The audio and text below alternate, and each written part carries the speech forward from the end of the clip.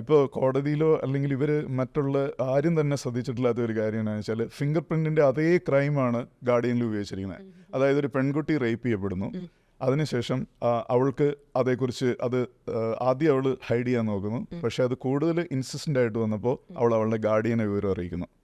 Guardian വരുന്നു, ഈ ക്രൈമിൽ രണ്ടുപേര് ഇൻവോൾവ് ആവുന്ന മനസ്സിലാവുന്നു. ആ രണ്ടുപേരെ അവർ കൊല്ലുന്നു. കൊന്നതിന് ശേഷം ഈ രണ്ട് കൊലപാതകങ്ങളിലെ തെളിവ് നമ്മൾ മിക്സ് ചെയ്യുന്നു. അങ്ങനെയാണ് പോലീസിനെ ലീഡ് ചെയ്യുന്നത്. അവസാനം പക്ഷേ പോലീസ് മണ്ടനല്ല, അവർ നല്ലതാണ്.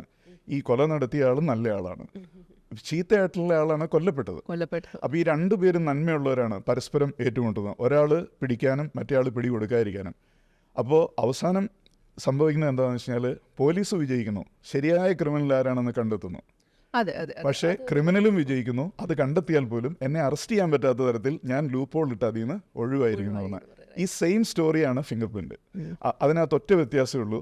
ഫിംഗർ പ്രിന്റിലെ പ്രോട്ടാഗണിസ്റ്റിനെ ഞാൻ ഗാർഡിയനിലെ ആന്റാഗണിസ്റ്റ് ആക്കി, ഫിംഗർ പ്രിന്റിലെ ആന്റാഗണിസ്റ്റിനെ ഇതിനെ പ്രോട്ടാഗണിസ്റ്റിനാക്കി. അതായത് ഫിംഗർ പ്രിന്റിൽ കൊല നടത്തിയ ആളാണ് പ്രതിസ്ഥാനത്ത് വരുന്നത്, നായകനായിട്ട് വരുന്ന കേസ് അന്വേഷിക്കുന്ന പോലീസ് ഓഫീസർ.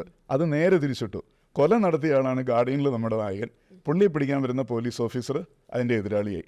ഇത് സ്റ്റോറി മേക്കിങ്ങിൽ ഞങ്ങൾ ഫിലിം സ്കൂളിൽ പഠിക്കുന്ന ഒരു ബേസിക് ടെക്നിക്കാണ്. ഇത് ഞാൻ തന്നെ ഫിലിം സ്കൂളിൽ എൻ്റെ സ്റ്റുഡൻസിനെ പഠിപ്പിച്ചിട്ടുണ്ട്, ഗാർഡിയനൊക്കെ എടുക്കുന്നതിന് മുമ്പ്. അപ്പോൾ ഇത് പലർക്കും അറിയത്തില്ല.